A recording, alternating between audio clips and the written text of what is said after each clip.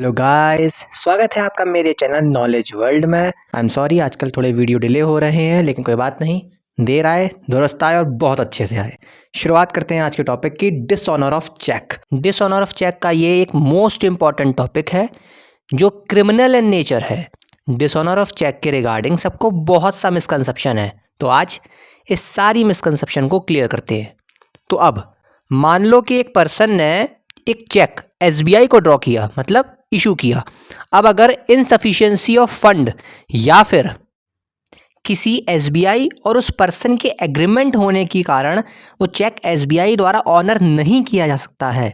तब उसे डिसऑनर कहते हैं। याद रखिएगा, ये अभी डिसऑनर हुआ है। सेक्शन 138 की प्रोसीडिंग नेगोशिएबल इंस्ट्रूमेंट एक्ट में चलने के लिए, यानी कि डिसऑनर ऑफ चेक की प्रोसीडिंग को चलने के लिए अभी कुछ कंडीशंस को कंप्लाई करना ज़रूरी है। तो अब जिस पर्सन को वो सर्टेन अमाउंट पे करने के लिए चेक इशू किया गया था, वो पर्सन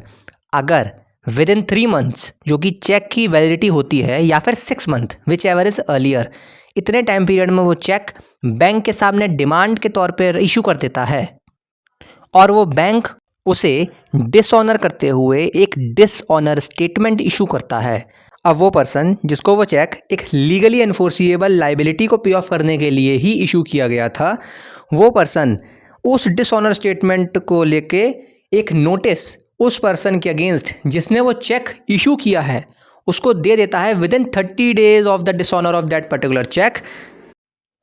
और वो स्टेटमेंट उस पर्सन जिसने वो चेक इशू किया था उसको मिलने के बाद, प्लस वो नोटिस भी मिलने के बाद, जिस नोटिस में 15 डेज़ के अंदर अंदर of the receipt of that particular notice demand किया जाता है the payment of that particular cheque और द लायबिलिटी गिवन और stated in the particular cheque को पे करने के लिए जब कहा जाता है और वो पर्सन जिसने वो चेक ड्रॉ किया था फाइनली 15 डेज़ के अंदर पेमेंट नहीं कर पाता है उस चेक के अमाउंट की, तब इस केस में हम अब कह सकते हैं कि वो dishonour of cheque section 138 of negotiable instrument act 1881 के अंदर कंप्लाई कर रहा है।